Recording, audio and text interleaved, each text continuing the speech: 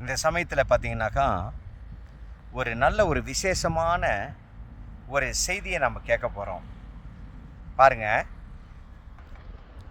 மிகவும் அடர்த்தியான மரங்களை நாம் பார்க்கிறோம்.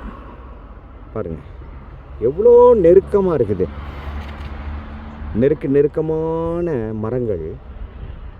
இந்த மரங்கள் மேலே பலத்த காற்று அடிக்குதுன்னு வைங்க, அது ஒன்றோடு ஒன்று சார்ந்து இருக்கிறபடியினாலே, இணைந்திருக்கிறபடியினாலே எத்தனை பெரிய புயல் வந்தாலும் காற்று வந்தாலும் மரங்கள் சாயாது.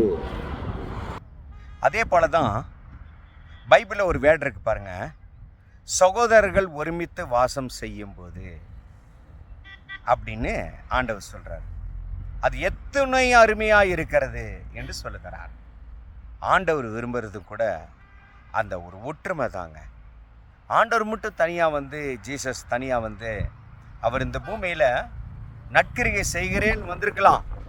ஆனால் அவரோடு கூட 12 பேரை இணைத்து கொண்டார். அப்படி இணைத்து கொள்ளும்போது நெருக்கம் உண்டானது, பாசம் உண்டானது.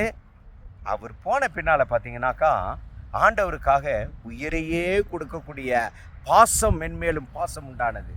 அதே போல் நீங்களும் நானும், அதாவது அந்த பாச பிணைப்பு, நெருக்கம், அந்த நெருக்கமான ஒரு பழக்கம், ஆசீர்வாதம் இருந்தா, அப்படிப்பட்ட நினைவு இருந்தா, ஒற்றுமை இருந்தா என்ன நடக்கும் அப்படின்னா, வாழ்க்கையில் எவ்வளவு தான் துன்பம், துயரம், நம் விழுந்து போகும்படியான ஒரு காரியங்கள் வந்தாலும் ஒருவருக்கு ஒருவர் தாங்கி, ஒருவர் பாரத்தை ஒருவர் சுமந்து அப்படியே நிற்போமா.